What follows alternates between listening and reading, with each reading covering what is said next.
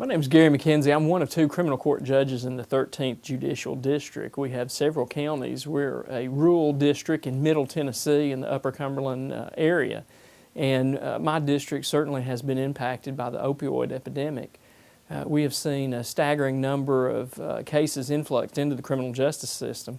And what that has caused us is we're seeing overcrowded conditions in most all of our local jails. It's certainly a serious problem. And it's an epidemic. People talk about it being an epidemic nationwide.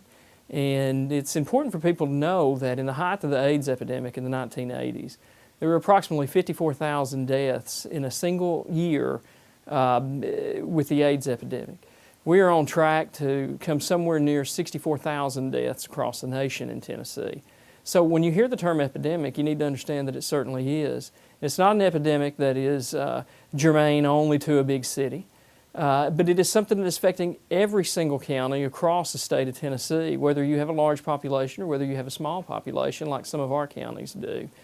Now, the recovery courts is something that I became involved. I spent 15 years as a prosecutor in the district attorney's office, and one of the things I learned in those 15 years is that the resources and the ability to take every individual that's struggling with an addiction and locking them up in a local jail or a state prison facility is not something that financially we can do, and it's not something that we have enough real estate to do, but rather we've got to figure out a way to combat this problem and take individuals who are nonviolent offenders and divert them out of the criminal justice system where we're warehousing them and place them into programs where we can change, make a difference, and hopefully rehabilitate them where we don't see offenses anymore. And that's something that the recovery court program does, and that's one of the reasons I'm a believer in it. Certainly believe in personal responsibility. That is something that's a core value of mine.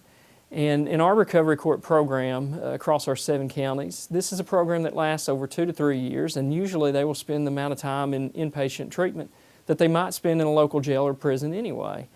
And so we're not asking, our program is not just a get out of jail free. That's not what we're doing here. And our success rates that we've seen are very, very high. So I think it's important for people to start realizing that the lock 'em up mentality is not something that's going to be the solution to the opioid epidemic.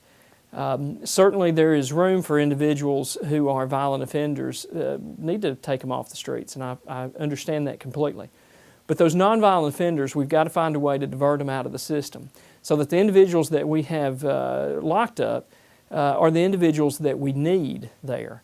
And we need room for them. And so that's only going to happen whenever we engage and find alternative ways to deal with the opioid epidemic. So if you would like to become more aware of the opioid epidemic and the struggles that we're facing in the criminal justice system and other areas and professions across the state, then please click on the link below.